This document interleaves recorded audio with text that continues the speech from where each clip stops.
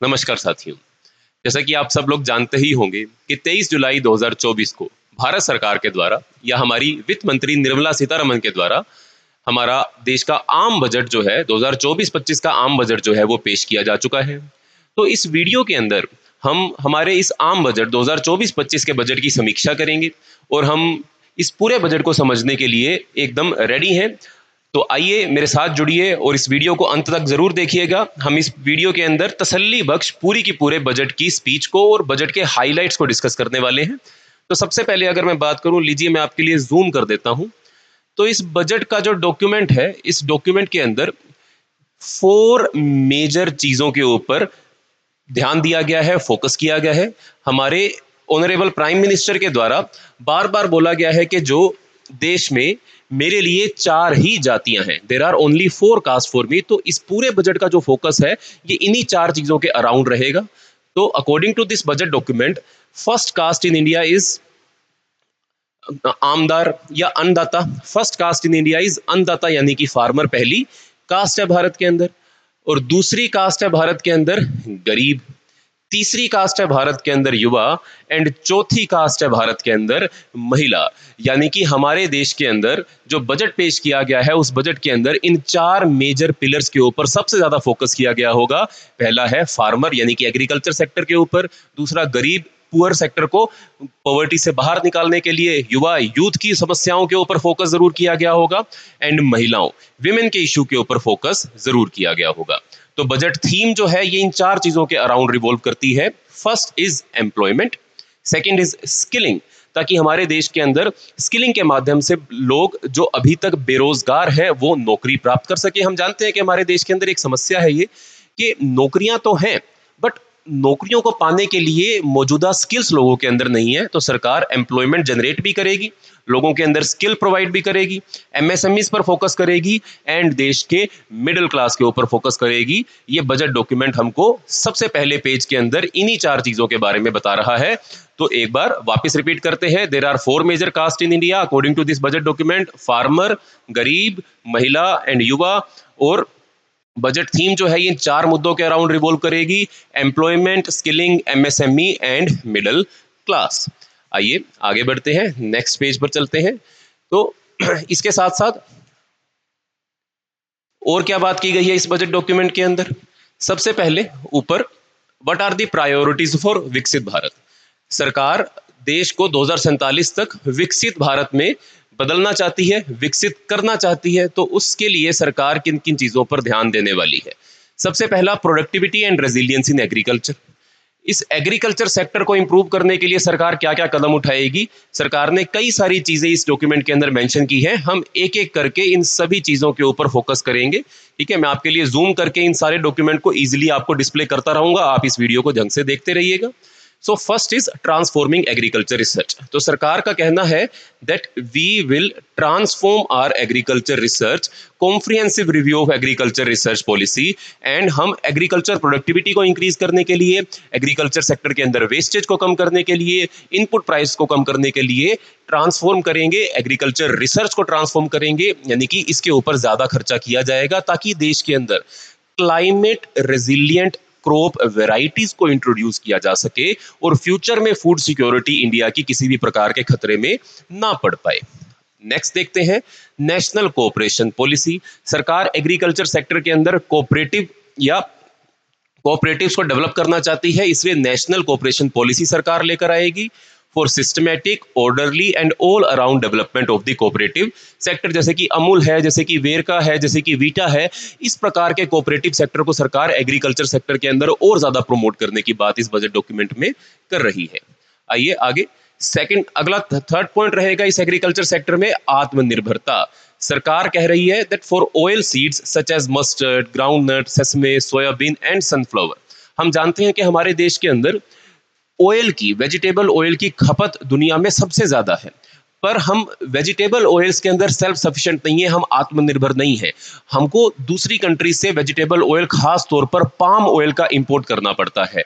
उससे बचने के लिए सरकार चाहती है कि हम इस ऑयल सीड सेक्टर के अंदर आत्मनिर्भर हो जाएं, specially mustard, groundnut, sesame, soybean and sunflower. अगर आप ध्यान दीजिए, मस्टर्ड के ऊपर भी प्रीलिम्स के अंदर सवाल पूछा जा चुका है, ग्राउंडनट पर भी पूछा जा चुका है, सोयाबीन और सेसमे और सनफ्लावर, इनके ऊपर भी कहीं ना कहीं यूपीएससी ने सवाल पहले से अपने अपने अलग अलग एग्जाम्स के अंदर पूछे हैं। तो ये हमारे लिए इंपॉर्टेंट हो जाएंगी। हम प्रीलिम्स के लिए जब अगली बार स्टडी कर रहे होंगे तो हमें इन क्रॉप्स को जरूर तसल्ली बख्श स्टडी करके जाएंगे। नेक्स्ट रहेगा रिलीज ऑफ न्यू वेराइटीज। सरकार का कहना है कि हम 109 नई हाई यील्डिंग वेराइटीज जो है हमारे देश के अंदर इंट्रोड्यूस करेंगे।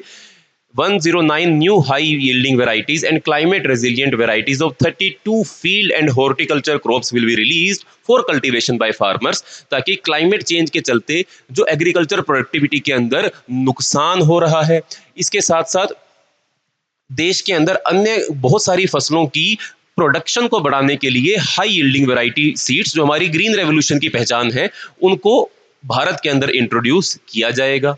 नेक्स्ट आगे बढ़ते हैं, vegetable production and supply chain.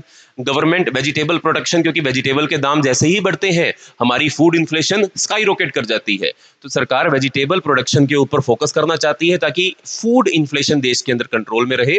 तो promotion of farmer producer organisation, cooperatives and startups for vegetable supply chains for collection, storage and marketing, ताकि देश के अंदर वेजिटेबल की कीमतों के ऊपर कंट्रोल लगाया जा सके, कोब वेब फिनोमिना से बचा जा सके और किसानों को उनकी वेजिटेबल प्रोडक्शन की सही कीमत अदा की जा सके। इसके लिए सरकार food farmer producer organisation, cooperatives, startups, supply chains, collection, storage and marketing centre के ऊपर वेजिटेबल सेक्टर के अंदर ध्यान देगी।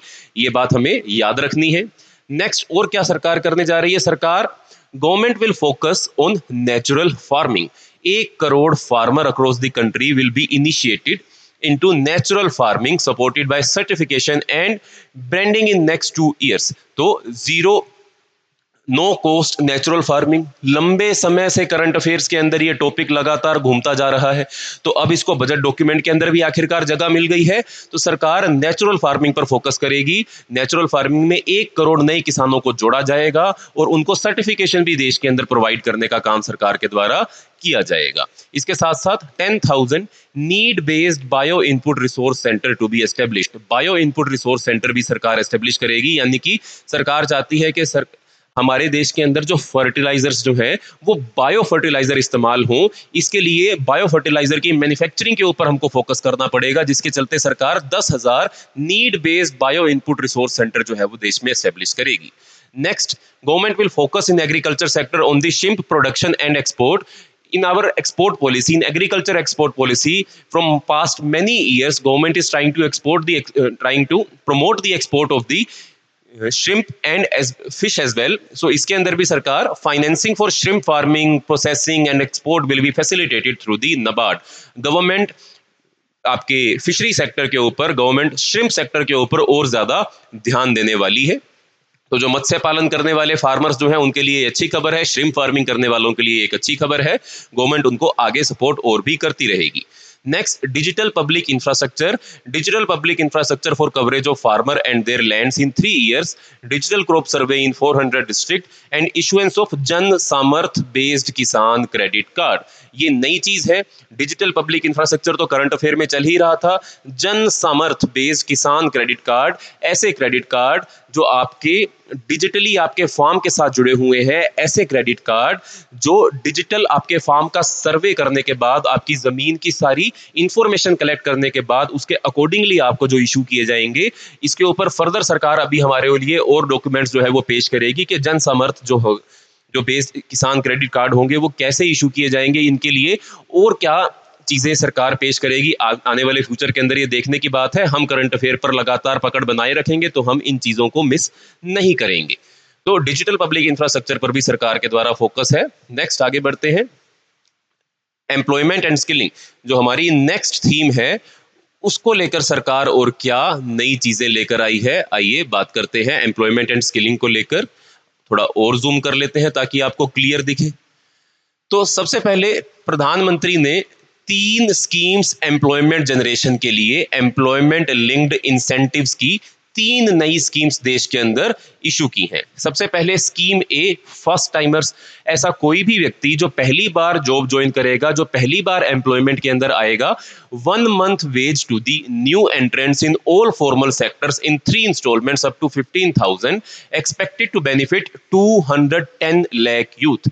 ऐसी यूथ लगभग 2 करोड़ 10 लाख यूथ जो पहली बार नौकरी पा रही है, उनको सरकार 5-5 हजार रुपए की 3 किस्त टोटल 15,000 रुपए जो है वो प्रोवाइड करेगी। पर आप फॉर्मल सेक्टर के अंदर अगर आप एम्प्लॉयमेंट हासिल करते हो तब ये पैसा आपको मिलेगा। इनफॉर्मल सेक्टर में अगर आप जॉब प्राप्त करते हो तब आपको ये पैसा नहीं मिलेगा, यानी कि आपके पास ईपीएफओ रजिस्ट्रेशन होना चाहिए। स्कीम बी की बात करें तो scheme B, job creating in manufacturing, job creation in manufacturing linked to first time employees, incentive to both employee and employer for EPFO contribution in the specified seals for the first 4 years expected to benefit 30 lakh youth। ऐसी youth जो पहली बार EPFO को join करेगी, अपना provident fund account खोलेगी, उनके लिए भी सरकार हेल्प करने जा रही है। सरकार एम्प्लॉई और एम्प्लॉयर दोनों की कंट्रीब्यूशन के अंदर अपना कुछ हिस्सा भी जो है वो उनके खाते के अंदर डालेगी, ताकि उनकी कंट्रीब्यूशन में सरकार के द्वारा भी मदद की जा सके। नेक्स्ट स्कीम सी जो है वो होगी आपकी support to employers।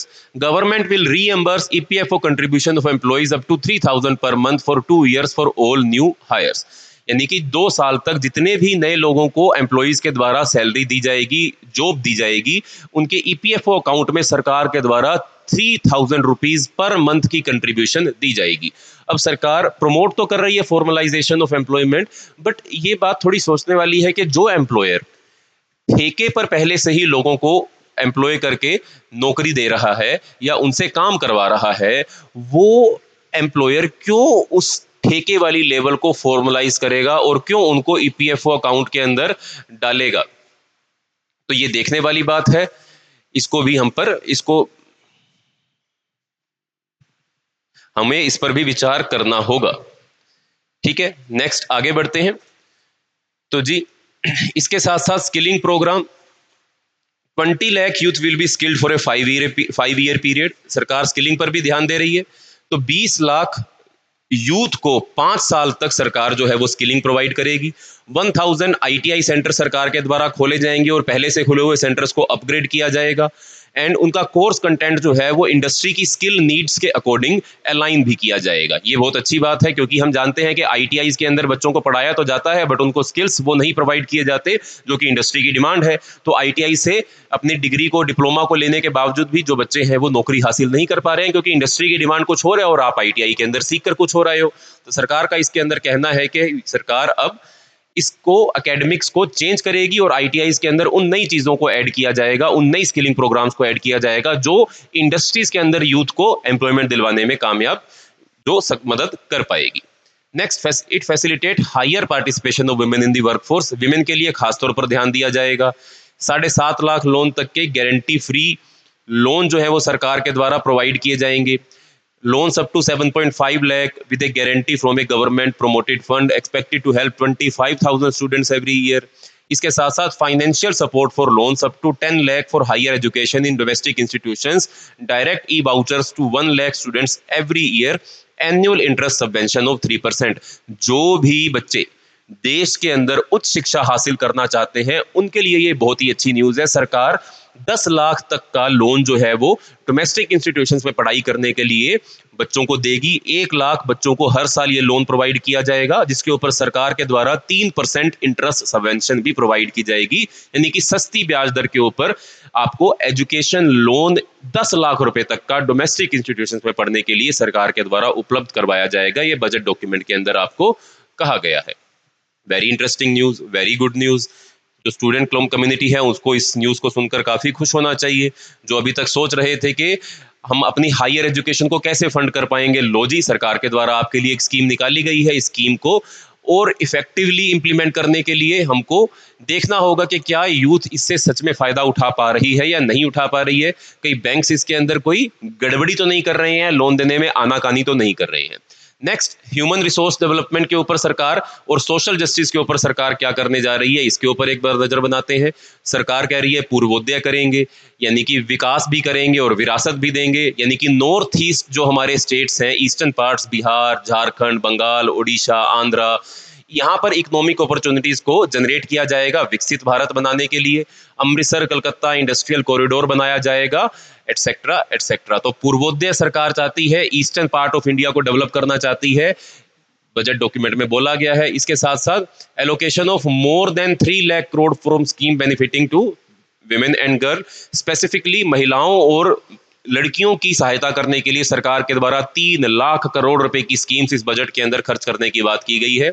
अगला, प्रधानमंत्री जनजातीय उन्नत ग्रामीण अभियान जो है, इसके improving the socio economic condition of tribal community covering 63,000 villages benefiting 5 crore tribal people.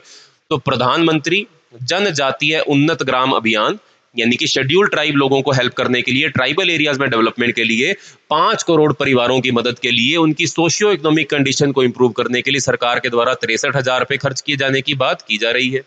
इसके साथ साथ इंडिया पोस्ट पेमेंट बैंक की भारत के नॉर्थ ईस्टर्न रीजन के अंदर 100 नई ब्रांचेस खोलने की बात की जा रही है।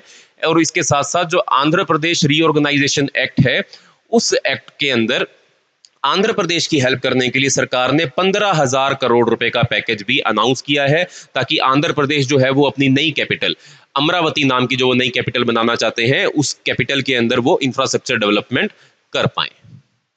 नेक्स्ट आगे बढ़ते हैं, प्रायोरिटीज फॉर विकसित भारत के ऊपर ही। नेक्स्ट हमारा जो पेज है वो कह रहा है मैन्युफैक्चरिंग एंड सर्विसेज के अंदर गवर्नमेंट इस बजट के अंदर क्या बात कर रही है।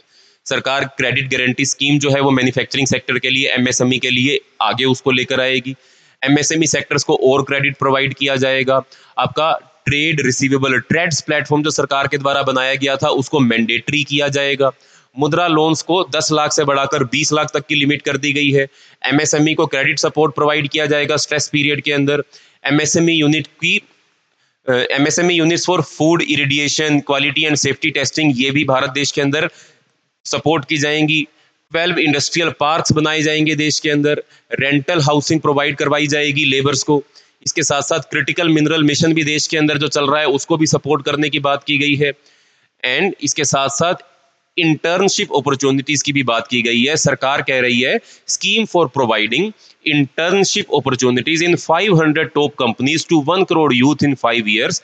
एंड देश की सबसे बड़ी 500 कंपनीज के अंदर आने वाले 5 सालों तक 1 करोड़ यूथ को इंटर्नशिप प्रोवाइड करने की बात जो है वो गवर्नमेंट अपने बजट डॉक्यूमेंट के अंदर कह रही है। एंड इस इंटर्नशिप प्रोग्राम में सरकार कह रही है कि 5,000 पर मंथ जो है वो बच्चों को प्रोवाइड किया जाएगा, या फिर 6,000 रुपए की वन टाइम असिस्टेंस प्रोवाइड की जाएगी। सरकार खुद का पैसा नहीं लगाएगी इसके ऊपर। इसमें जो कॉर्पोरेट सोशल रिस्पॉन्सिबिलिटी फंड्स हैं इन कंपनियों के, उसको इस्तेमाल किया जाएगा। सरकार अपनी जेब से पैसा लगाकर इंटर्नशिप देने की बात नहीं कर रही है, बट खैर इंटर्नशिप प्रोवाइड करवा रही है, यही बहुत अच्छी बात है। इससे बच्चे जो हैं वो टॉप 500 कंपनीज में जब काम करेंगे, उन कंपनीज के कल्चर को जानेंगे कि प्रोफेशनल कॉर्पोरेट काम कैसे किया जाता है।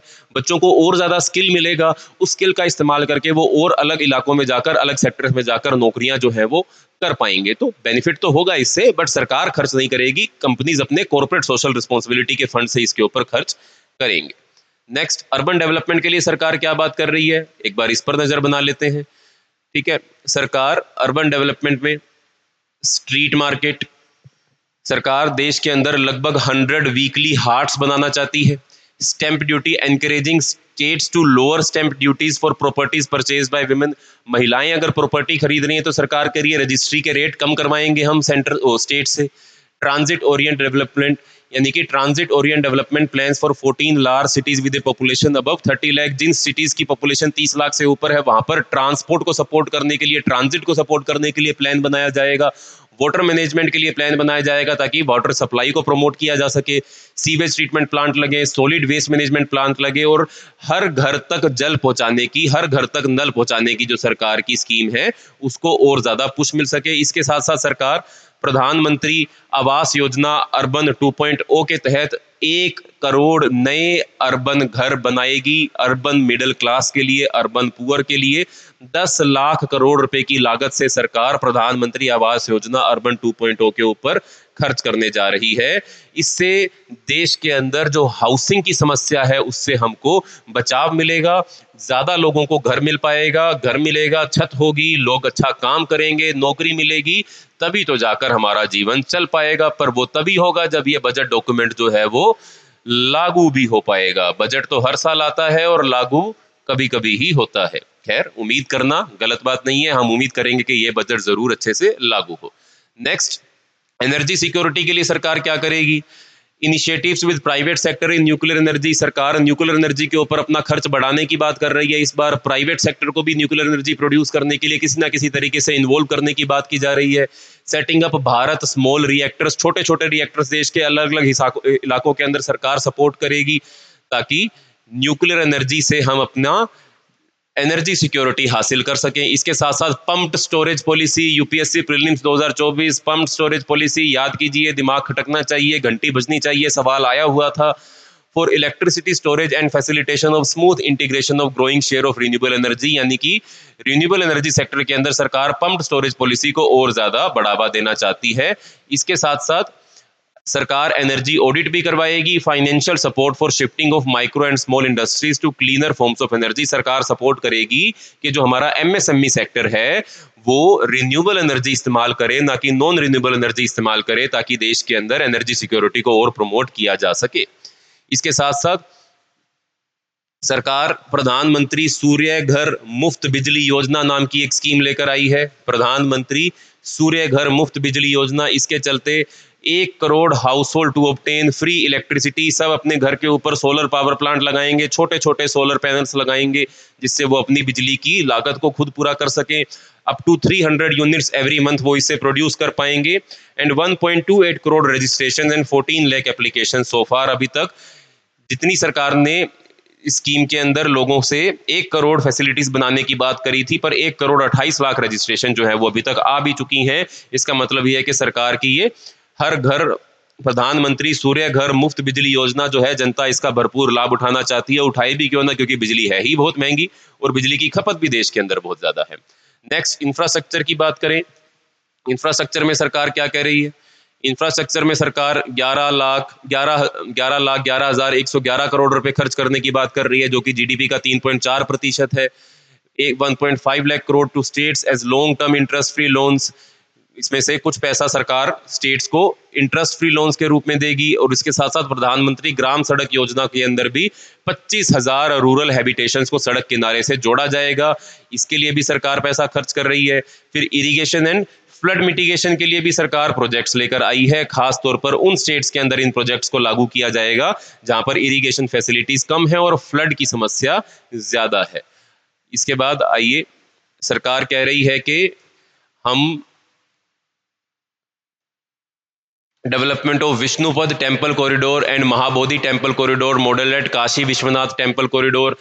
बिहार सरकार के लिए, बिहार राज्य के लिए स्पेशल प्रोजेक्ट लेकर आई है सरकार। काशी विश्वनाथ टेम्पल कॉरिडोर के जैसे ही Vishnupad temple corridor and Mahabodhi temple corridor बनाने की बात की जा रही है। इसके साथ साथ राजगिरी, जो कि मगध की कभी कैपिटल हुआ करती थी, उसको डेवलप करने की बात की जा रही है। नालंदा को एक टूरिस्ट सेंटर के रूप में और नालंदा यूनिवर्सिटी को एक ग्लोरियस स्ट्रक्चर देने की बात की जा रही है। इसके साथ साथ ओडिशा की भी सीनिक ब्यूटी और उसके टेम्पल्स और उसके मॉन्यूमेंट्स को प्रमोट करने के लिए भी सरकार जो है वो अपने बजट के अंदर स्पेशल डॉक्यूमेंट पेश कर रही है। इसके साथ साथ इनोवेशन, रिसर्च एंड डेवलपमेंट के ऊपर भी सरकार का कहना है कि हम आने वाले समय में अपना खर्च बढ़ाएंगे, ताकि देश के अंदर इनोवेशन के ऊपर और ज्यादा ध्यान दिया जा सके।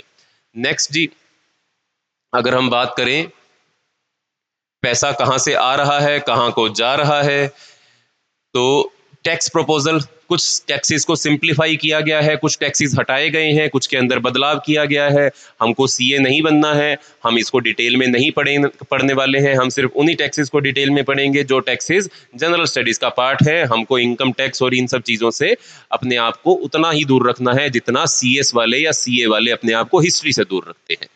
ठीक है दोस्तों, बुरा मत मानना मेरी बात का। अगला डायरेक्ट टैक्स प्रपोजल, ये भी इसके अंदर भी रेशनलाइजेशन किया गया है। न्यू टैक्स स्कीम और ओल्ड टैक्स स्कीम जो आपकी थी उसके अंदर कुछ बदलाव लेकर आया गया है, कुछ सेक्शंस चेंज किए गए हैं, बट स्टिल हमको सीए नहीं बनना है। तो दोस्तों आगे बढ़ते हैं। ये जरूर देख लेते हैं हम कि हमारे टैक्स का रुपया कहाँ से आता है और 1 रुपया कहाँ को जाता है। इस पर नजर जरूर डालनी चाहिए हमें। रुपी कम्स फ्रॉम 19% बजट का पैसा आया है जी इनकम टैक्स के माध्यम से, 27% आया है बोरोइंग से एंड अदर लाइबिलिटीज से, 5% पैसा आया है हमारे टोटल बजट का यूनियन एक्साइज ड्यूटी से, 18% आया है जीएसटी से, 17% कॉरपोरेशन टैक्स से, 9% नॉन टैक्स रिसीट है, 1% नॉन डेट कैपिटल रिसीट है एंड 4% कस्टम ड्यूटी से हमारे पास पैसा आया है। सबसे ज्यादा हिस्सेदारी किसकी है? सबसे ज्यादा हिस्सेदारी है 27%, यानी कि 27% तो हमने उधार लिया है। दूसरे नंबर पर आता है हमारा इनकम टैक्स, तीसरे नंबर पर आता है जीएसटी, चौथे नंबर पर आता है नॉन टैक्स रिसीट, फिर union excise duty etcetera etcetera. ऐसे देश के अंदर 1 रुपया जो है वो इन इन विभागों से इकट्ठा सरकार के द्वारा किया जाता है। और खर्च कहाँ कर रही है सरकार इस 1 रुपये को? तो जी 19% तो इंटरेस्ट पेमेंट में खर्च किया जा रहा है, 19% तो इंटरेस्ट पेमेंट में, 4% पेंशन में, 9% other expenditure, 8% centrally sponsored scheme, 9% finance commission and other transfer, 21% states share of taxes and duties, 8% defence and 6% की सब्सिडी सरकार प्रोवाइड करती है।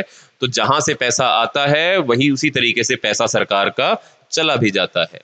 सो एक्सपेंडिचर मेजर आइटम्स कहाँ कहाँ पर सरकार के द्वारा सबसे मेजर एक्सपेंडिचर करने की बात की गई है, इसको देख लेते हैं एक बार। सबसे ज्यादा डिफेंस सेक्टर के ऊपर 4,54,000 करोड़ रुपए खर्च किए जाएंगे, फिर रूरल डेवलपमेंट पर, फिर एग्रीकल्चर पर, फिर होम अफेयर्स, फिर एजुकेशन, फिर आईटी एंड टेलीकॉम, फिर हेल्थ एंड एनर्जी, फिर सोशल वेलफेयर एंड लास्ट में कॉमर्स एंड इंडस्ट्री। सबसे ज्यादा सरकार पैसा डिफेंस पर खर्च कर रही है और सबसे कम पैसा सरकार कॉमर्स एंड इंडस्ट्री पे खर्च कर रही है। इसके अंदर ज्यादा बड़ा फेरबदल जो है वो हमको हर साल देखने को नहीं मिलता है, पर हमारी मांग हमेशा रहती है कि हेल्थ पर एंड सोशल वेलफेयर पर एंड एजुकेशन पर सरकार अपना खर्च बढ़ाए और डिफेंस का खर्च जो है वो सरकार थोड़ा कम करे। पर thanks to our very friendly neighbour हम ऐसा करने में कामयाब नहीं हो पाते हैं। तो दोस्तों ये था हमारा एक छोटा सा रिकैप इस बजट डॉक्यूमेंट का। आप चाहें तो हम इसके ऊपर एक बहुत कॉम्प्रिहेंसिव वीडियो भी बना सकते हैं। इस बजट डॉक्यूमेंट को अच्छे से पढ़िएगा, गवर्नमेंट की वेबसाइट पर अवेलेबल है। बजट स्पीच को भी पढ़िएगा, जो भी टर्म नई टर्म जो आपने पहले नहीं सुनी थी इकोनॉमी से रिलेटेड उनको नोट डाउन कीजिएगा, उनको सर्च कीजिएगा, उनके नोट्स बनाइएगा। बजट डॉक्यूमेंट को हल्के में मत लीजिए, इकोनॉमिक सर्वे को हल्के में मत लीजिए, ये आपके प्रीलिम्स और मेंस दोनों में ही बहुत मदद करता है। तो ठीक है दोस्तों, मिलते हैं नेक्स्ट वीडियो के अंदर, तब तक रखिएगा अपना ध्यान। Tata bye bye.